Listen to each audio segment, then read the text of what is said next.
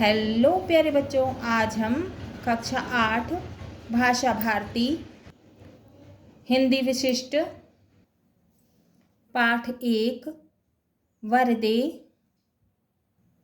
के अभ्यास प्रश्न, बोध प्रश्न, प्रश्नों के उत्तर, क्वेश्चन आंसर को सॉल्व करेंगे, हल करेंगे। पहले हम पढ़ेंगे कवि परिचय। निराला जी का जन्म बंगाल के मेदिनीपुर में सन 1897 में हुआ था। कहाँ पे हुआ था निराला जी का जन्म? बंगाल के मेदिनीपुर में। आपके पिता उन्नाव जिले में गड़ाकोला गांव के रहने वाले थे। आपका कार्यक्षेत्र प्रमुख रूप से उत्तर प्रदेश ही रहा है। आपकी रचनाओं में प्रेम, सौंदर्य, उल्लास, ओज और भक्ति के स्वर हैं। हिंदी के छायावादी कवियों की त्रिमूर्ति, कौन से कवि थे हिंदी के छायावादी कवि? कौन थे? त्रिमूर्ति कौन थे? निराला, प्रसाद और पंत। उनमें से एक कौन थे? निराला जी। हिंदी कविता को मुक्त छंद आपकी ही देन है। प्रश्न 1, निम्नलिखित शब्दों के अर्थ शब्दकोश से खोजकर लिखिए। वीणा वादिनी का अर्थ है सरस्वती माता शारदा। नव का अर्थ है नूतन या नया। अंध उर का अर्थ है मन की दास्ता। बंधन स्तर का अर्थ है बंधन में जकड़े हुए। विहग वृंद का अर्थ है पक्षियों का दल। कलुष का अर्थ है मन की बुराइयां। तम हर का अर्थ है अंधकार दूर भगाना। तम का अर्थ क्या है? अंधकार। और हर का मतलब है हटाना या भगाना, हरना। तो तमहर का अर्थ है अंधकार दूर भगाना। प्रकाश का अर्थ है ज्ञान रूपी ज्योति। नवल का अर्थ है नया। मंत्र रव का अर्थ है शक्तिशाली गंभीर आवाज। उर का अर्थ है मन। जननी का अर्थ है माता या माता। तम का अर्थ है अंधकार। पर का अर्थ है पंख। जगमग जग कर दे का अर्थ है सारे विश्व को प्रकाशित करना। ज्योतिर्मय निर्झर का अर्थ है प्रकाश युक्त झरना। अब है प्रश्न 2, निम्नलिखित प्रश्नों के उत्तर संक्षेप में लिखिए, माने छोटे में लिखना है। क, नव नभ के माध्यम से कवि क्या कहना चाहता है?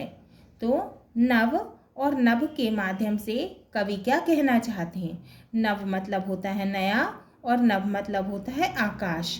तो इसका उत्तर देखते हैं। उत्तर है कवि नव नभ के माध्यम से भारत के नागरिकों की स्वतंत्रता चाहता है। क्या चाहते हैं कवि? भारत के नागरिकों की स्वतंत्रता, जिसमें उसे भारत के नवनिर्माण में कोई बाधा ना हो और भारत का सुदृढ़ बन सके। भारत कैसा बन सके? सुदृढ़। भारत सुदृढ़ बन सके। ख, इस कविता में कवि किससे वरदान मांग रहा है? तो इस कविता में कवि जो हैं वो किससे वरदान मांग रहे हैं? उत्तर है इस कविता में कवि बुद्धि की देवी माँ सरस्वती से वरदान मांग रहा है। बुद्धि की देवी कौन है? विद्या बुद्धि की देवी कौन है? सरस्वती माता। कौन है? शारदा माता। तो कवि जो है वो इस कविता में बुद्धि की देवी माँ शारदा से, माँ सरस्वती से वरदान मांग रहे हैं। ग, कवि भारत में कौन सा मंत्र भरने की बात कर रहा है? उत्तर, कवि भारत में स्वतंत्रता का मंत्र भरने की बात कह रहा है। अब हम इसकी व्याख्या संदर्भ प्रसंग सहित जो है वो व्याख्या करेंगे इस कविता की। पहला है वरदे वीणा वादिनी वरदे प्रिय स्वतंत्र रव अमृत मंत्र नव भारत में भर दे।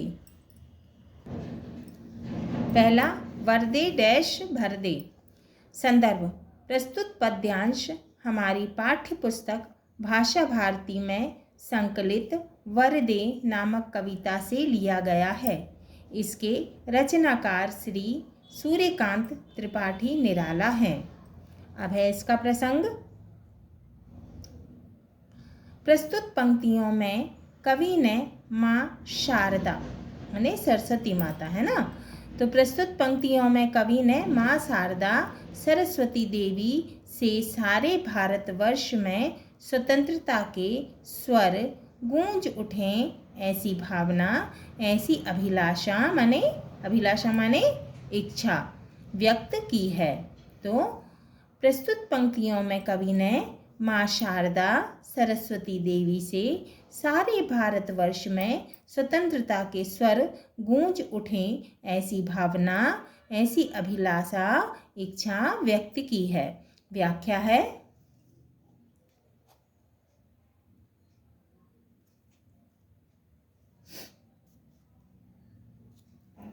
व्याख्या, विद्या की देवी माँ सरस्वती, तू मुझे ऐसा वरदान दे, मेरे इस प्रिय भारत में स्वतंत्र वाणी प्रदान कर, उसमें अमृतत्व मंत्र भर दे, अर्थात मेरे प्यारे देश में स्वतंत्रता और अमरता की भावना भर दे। दूसरा है, काट अंध उर के बंधन स्तर, बहा जननी ज्योतिर्मय निर्झर, कलुष भेद तम हर प्रकाश भर, जगमग जग कर दे। दूसरा है, काट अंध डैश डैश कर दे। संदर्भ पूर्वानुसार है, माने पहले के जैसे है। प्रसंग, प्रस्तुत पद्यांश में कवि ने ज्ञान की ज्योति के द्वारा सारी मानव जाति को प्रकाशवान करने की इच्छा जागृत करने की विनती की है। किससे की है? माँ शारदा से। अब इसकी व्याख्या देखते हैं। व्याख्या, हे माँ, मनुष्य जाति के अंदर अज्ञान रूपी अंधकार माने तिमिर का क्या अर्थ होता है? अंधकार होता है। तो हे माँ, मनुष्य जाति के अंदर अज्ञान रूपी अंधकार व्याप्त है। इसमें मनुष्य इतना उलझा हुआ है कि उसके पास सोचने की शक्ति है, अर्थात हाँ, तो कवि कहते हैं कि व्याख्या कर रहे हैं हम कि कवि कहते हैं कि हे माँ, मनुष्य जाति के अंदर अज्ञान रूपी अंधकार माने तिमिर व्याप्त है। इसमें मनुष्य इतना उलझा हुआ है कि उसके पास सोचने की शक्ति नहीं है, अर्थात अज्ञान रूपी अंधकार समाया है।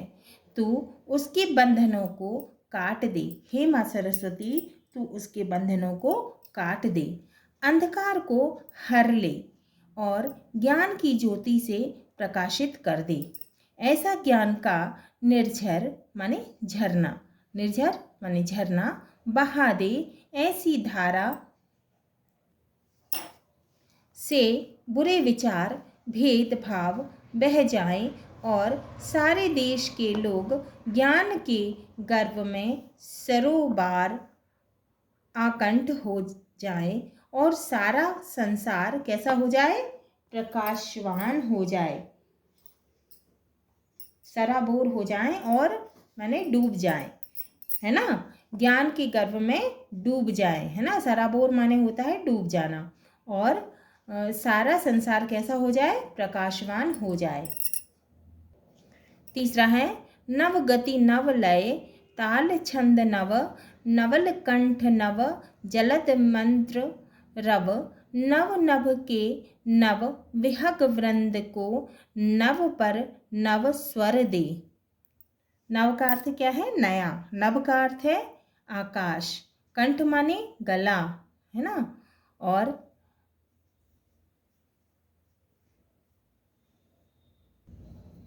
तीसरा है, नव गति डैश डैश स्वर दे। संदर्भ कैसा है? पहले के जैसा है। प्रसंग, कवि ने समाज में व्याप्त बुराइयों और साहित्य को खराब करने वाले तत्वों को उखाड़ फेंकने व लोगों में नई गति लाने की अभिलाषा का क्या अर्थ होता है? इच्छा, है ना। तो अभिलाषा व्यक्त की है, इच्छा व्यक्त की है। तो कवि ने क्या किया है?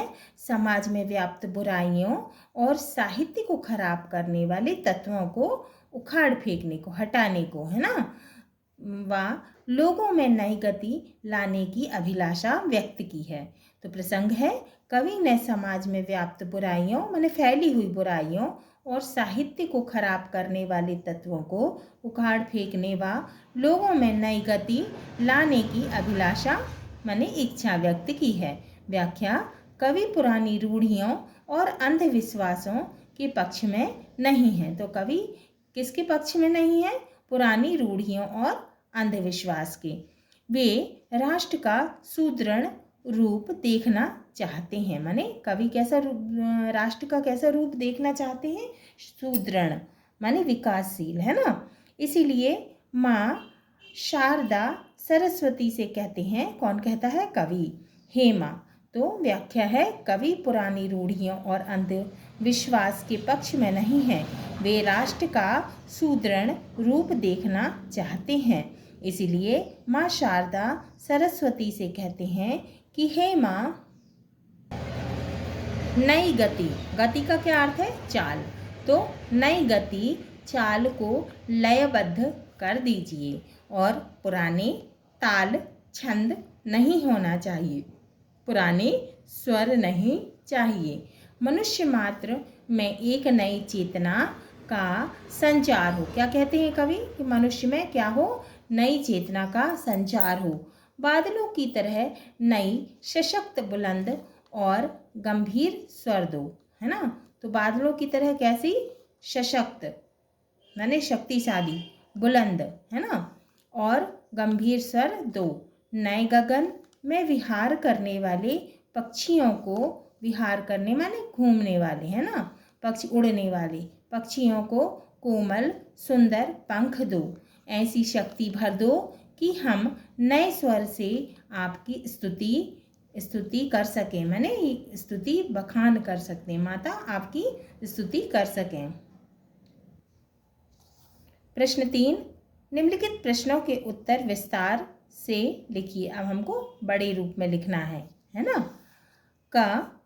कवि माँ सरस्वती से क्या वरदान चाह रहा है? तो कवि जो है वो माता सरस्वती से, माँ शारदा से क्या वरदान चाह रहे हैं? उत्तर,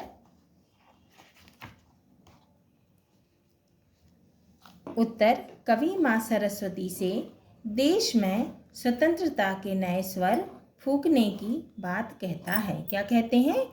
देश में जो है स्वतंत्रता के नए स्वर फूंकने की बात कह रहे हैं। किसी का मन कुंठित ना हो, माने दुखी ना हो, हर मानव जाति के मन की बुराइयां दूर हो जाएं। माँ मनुष्य की अज्ञान रूपी जड़ता को खत्म कर दे। तार तार तंतु रूपी बंधन काट दे। तंतु क्या होता है? तंतु का एक अर्थ धागा भी होता है। तो तार तार तंतु रूपी बंधन कट जाएं। देश के नए आकाश में स्वतंत्रता पूर्वक जन्मे भक्त नौजवान को नया स्वर प्रदान करें और उन्हें नए कोमल पंख प्रदान करें, जिससे वे कर्मठ होकर देश का नव निर्माण कर सकें। कवि प्रकृति की हर वस्तु में नया रूप क्यों देखना चाह रहा है? उत्तर, कवि निराला जी ने प्रकृति के सुकुमार और रम्य चित्र प्रस्तुत किए हैं, इसलिए उन्होंने प्रकृति की हर वस्तु को नए रूप में देखा है। वे चाहते हैं कि कोई भी प्रकृति की वस्तु पुरानी नहीं है। प्रकृति परिवर्तनशील है। कैसी है प्रकृति?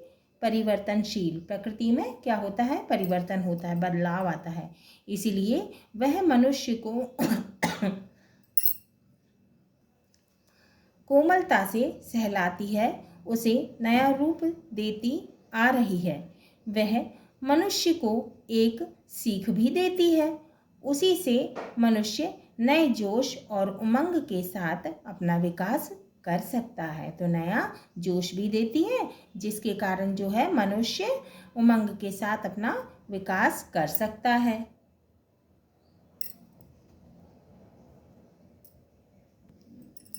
प्रश्न 4, निम्नलिखित पंक्तियों की उचित शब्दों से पूर्ति कीजिए। तो हमको उचित सही शब्दों से जो है पंक्तियों की पूर्ति करना है। का है कलुष भेद तम हर प्रकाश भर। क्या आएगा रिक्त स्थान में? प्रकाश। खा काट अंत उर के बंधन स्तर। तो क्या आएगा रिक्त स्थान में? के बंधन। ग बहा जननी ज्योतिर्मय निर्झर। रिक्त स्थान में क्या आएगा? जननी। घा नव पर स्वर दे। रिक्त स्थान में क्या आएगा? पर। अब का है कलुष भेद तमहर प्रकाश भर। ख काट अंध उर के बंधन स्तर। ग बहा जननी ज्योतिर्मय निर्झर। घ नव पर स्वर दे। प्रश्न 5, निम्नलिखित पंक्तियों के भाव स्पष्ट कीजिए। अब हमें पंक्तियों के भाव स्पष्ट करना है। का काट अंध उर के बंधन स्तर। बहा जननी ज्योतिर्मय निर्झर। अब इस का उत्तर है, भाव है, हे माँ मनुष्य जाति के अंदर अज्ञान रूपी अंधकार है। तो मनुष्य जाति के अंदर कैसा है? अज्ञान रूपी अंधकार है। तो हे माँ मनुष्य जाति के अंदर अज्ञान रूपी अंधकार है। उसमें मनुष्य इतना उलझा हुआ है कि उसके पास सोचने की शक्ति नहीं है। तो उसके बंधनों को काट दे। कवि क्या कहते हैं कि मनुष्य जाति के अंदर, हे माँ मनुष्य जाति के अंदर अज्ञान रूपी अंधकार है। उसमें मनुष्य इतना उलझा हुआ है कि उसके पास सोचने की शक्ति नहीं है। तो उसके बंधनों को काट दे, भेदभाव खत्म करके ज्ञान के गर्व से युक्त कर दे, माने भर दे, है ना। और सारा संसार प्रकाशवान हो जाए। तो सारा संसार कैसा हो जाए? प्रकाशवान हो जाए। खा नव नभ के नव विहग वृंद को नव पर नव स्वर दे। अब इसका भाव है, इस कविता में नभ, नभ का क्या अर्थ होता है? आकाश।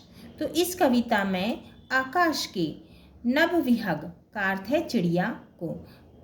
नभ माने आकाश और विहग माने चिड़िया। तो इस कविता में आकाश के चिड़िया को आकाश पर नए स्वर दे रहा है। यह कविता आकाश और चिड़िया के संबंध को दर्शाता है। का भाव है, हे माँ मनुष्य जाति के अंदर अज्ञान रूपी अंधकार है। उसमें मनुष्य इतना उलझा हुआ है कि उसके पास सोचने की शक्ति नहीं है।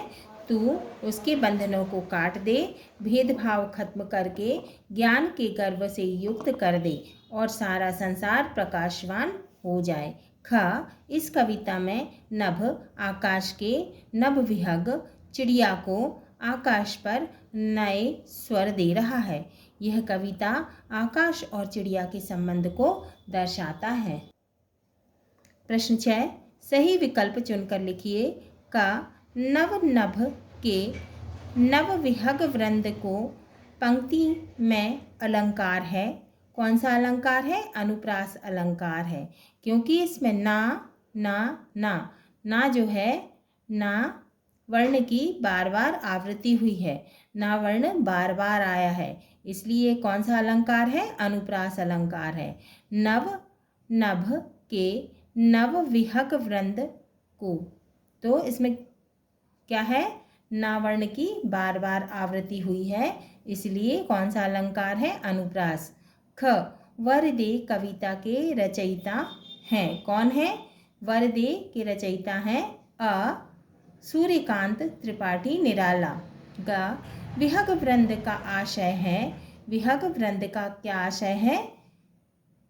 पक्षियों का समूह। तो इसका उत्तर है ई पक्षियों का समूह। विहग माने पक्षी, तो इसका उत्तर है ई पक्षियों का समूह। भाषा अध्ययन प्रश्न 1, निम्नलिखित शब्दों का शुद्ध उच्चारण कीजिए। तो हमें इसका शुद्ध उच्चारण करना है शब्दों के। वीणा वादिनी, स्वतंत्र, अमृत, ज्योतिर्मय, विहग, वृंद, बंधन, निर्झर और जननी। वरदे कविता में वीणावादिनी और जननी शब्द प्रयुक्त हुए हैं, जबकि हिंदी में इनके मानक स्वरूप वीणावादिनी और जननी हैं।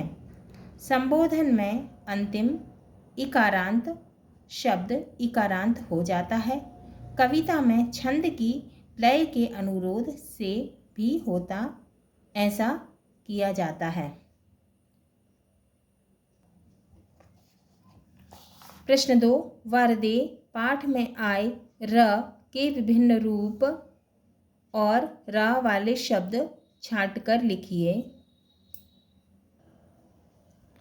उत्तर, रा के रूप शब्द पहला है ज्योतिर्मय, निर्झर, सूर्य। दूसरा अमृत, वृंद। तीसरा है र, वर, भर, उर, हर, कर, पर आदि। प्रश्न 3, निम्नलिखित शब्दों के नीचे बनी पहेली से दो दो पर्यायवाची शब्द खोजकर लिखिए। तो हमको दो दो पर्यायवाची शब्द यानी समानार्थी शब्द खोजकर लिखना है। अमृत, जननी, रात, जग, आकाश और विहग। अमृत का क्या है? सुधा। अमृत का क्या है? पर्यायवाची शब्द, समानार्थी शब्द क्या है? सुधा और अमीय। सुधा और अमीय। जननी का माता और माँ। जननी का क्या है? माता और माँ।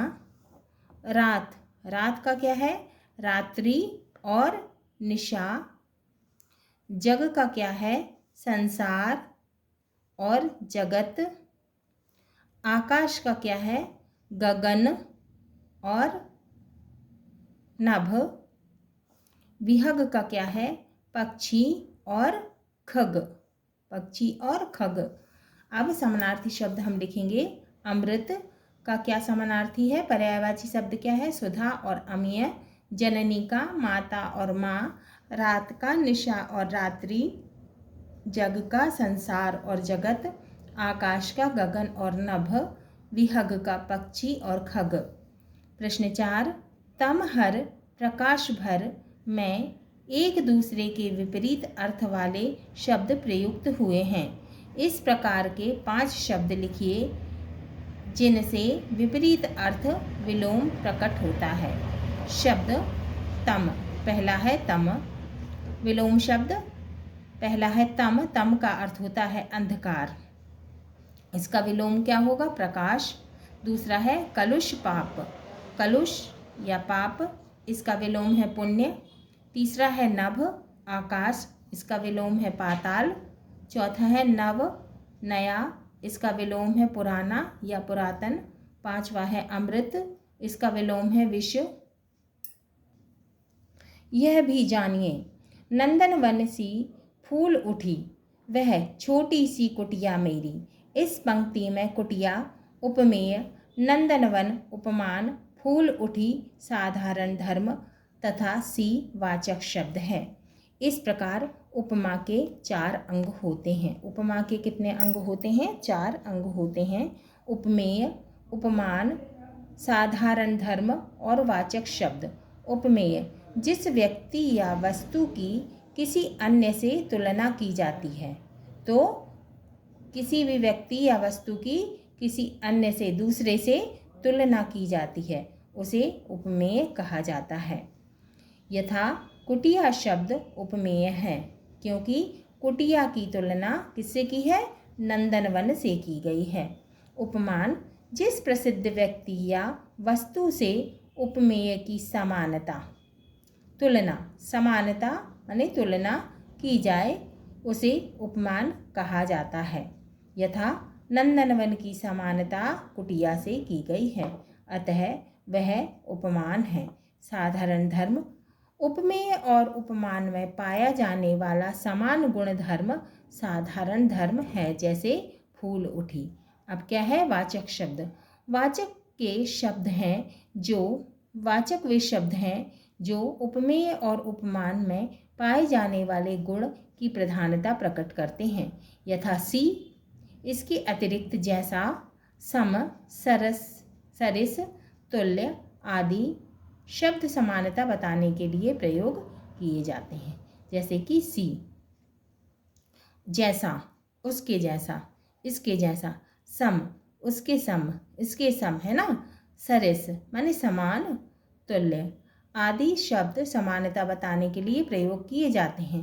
परिभाषा है, जहाँ एक वस्तु की दूसरी वस्तु से समानता या तुलना की जाती है वहाँ उपमा अलंकार होता है। दो वस्तुओं से में रूप गुण आदि के आधार पर समता या समानता या तुलना की जाती है। प्रश्न 5, निम्नलिखित उदाहरण में से उपमेय, उपमान, साधारण धर्म वाचक शब्द छांटकर तालिका में लिखिए। अब पहला है, सीता का मुख चंद्रमा के समान सुंदर है। सीता का मुख चंद्रमा के समान सुंदर है। तो सीता का मुख कैसा है? चंद्रमा के समान सुंदर है। उपमेय, उपमान, साधारण धर्म और वाचक शब्द। अब पहला है सीता का मुख, उपमेय। सीता का मुख, उपमान चंद्रमा, साधारण धर्म सुंदर, वाचक शब्द समान। अब सीता का मुख कैसा है? चंद्रमा के समान सुंदर है। जैसे दूसरा है, पीपर पात सरसी मन डोला, माने पीपल के पत्ते के समान मन डोल रहा है, अधीर हो रहा है। तो पीपल के पत्ते के समान, सरसी माने समान, पीपर माने पीपल, पात माने पत्ता, सरसी माने समान, मन डोला, पीपर के पत्ते के समान मन डोल रहा है। तो इसमें क्या हो रहा है? तुलना की जा रही है। क्या है ये? उपमा अलंकार। दूसरा है मन, उपमेय क्या है? मन। उपमान क्या है? पीपर पात। साधारण धर्म क्या है? डोला। और वाचक शब्द क्या है? सरसी। पीपर पात सरसी मन डोला।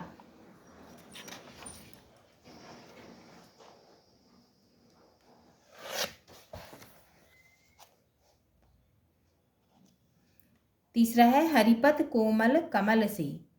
हरि माने भगवान विष्णु के जो पद पैर हैं कमल से कोमल हैं, कमल के समान कोमल हैं। ये हम क्या कर रहे हैं? ये हम उपमेय, उपमान, साधारण धर्म और वाचक शब्द जो है तालिका में छांट कर लिख रहे हैं।